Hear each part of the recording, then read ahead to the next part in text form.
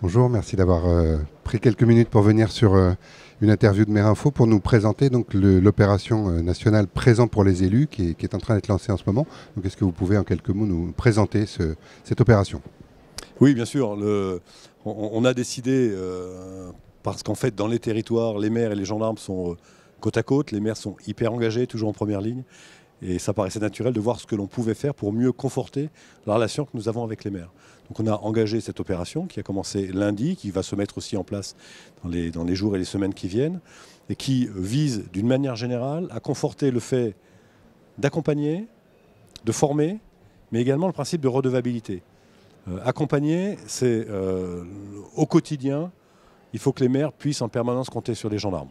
Donc il faut que le gendarme soit sur le terrain. Donc on développe des outils qui permettent aux gendarmes de moins passer du temps au bureau pour passer plus de temps sur le terrain. Et quand il est sur le terrain, son premier interlocuteur doit être le maire.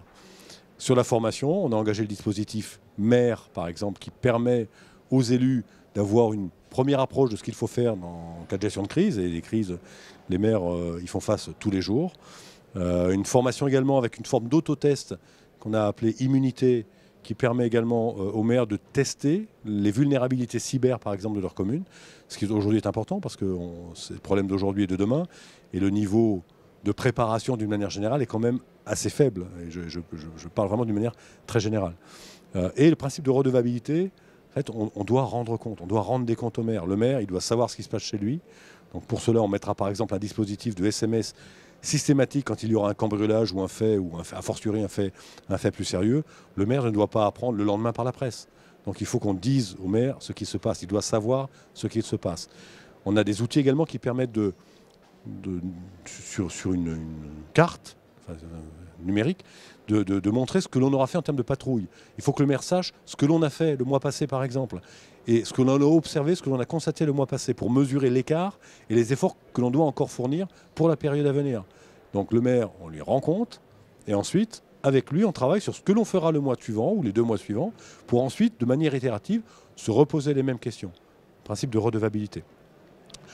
Enfin, on a un ensemble de dispositifs. On va proposer des kits pour mieux réagir au quotidien. On a une application informatique pour smartphone qui a été développée avec l'Association des maires de France, qui sera téléchargeable à compter du 1er décembre, qui permettra aussi aux maires d'avoir les conduites à tenir, ce que la loi prévoit, face à tout ce qui peut se produire, tout ce qui peut arriver.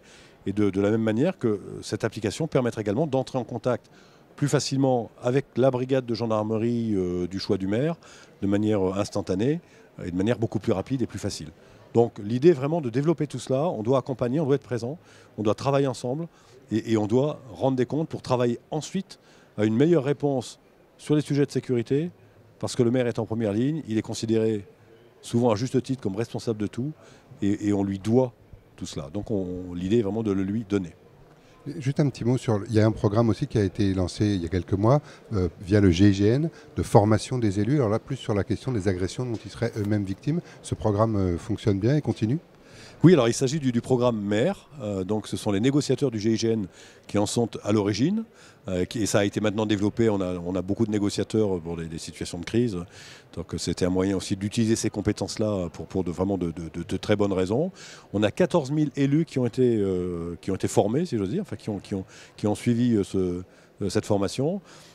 Ça permet à un maire de savoir ce qu'il peut, doit faire ou ne pas faire dans l'intérêt d'une meilleure gestion, pour faire retomber, par exemple, l'attention lors de certaines tentatives d'agression verbale ou physique. Et puis, ce qu'il doit faire pour soit faire en sorte que les gendarmes soient au plus près avec lui, et puis par la suite, quand il y a une enquête, pour être à même de retrouver les auteurs le plus rapidement possible pour que la justice fasse son œuvre. Donc ça marche bien, on a un taux de satisfaction très très important. On va continuer et on continuera tant qu'il y aura de la demande, mais là 14 000, on n'est pas encore... on n'a pas encore vu tous les élus, mais on va continuer. Je n'ai que des retours très satisfaisants du dispositif. Et les gendarmes aussi sont très heureux de partager ces compétences-là. Donc non, c'est un bel exemple de ce qu'on doit continuer à faire dans la relation que l'on a avec les élus. Je vous remercie beaucoup. Merci. Merci à vous. Au revoir.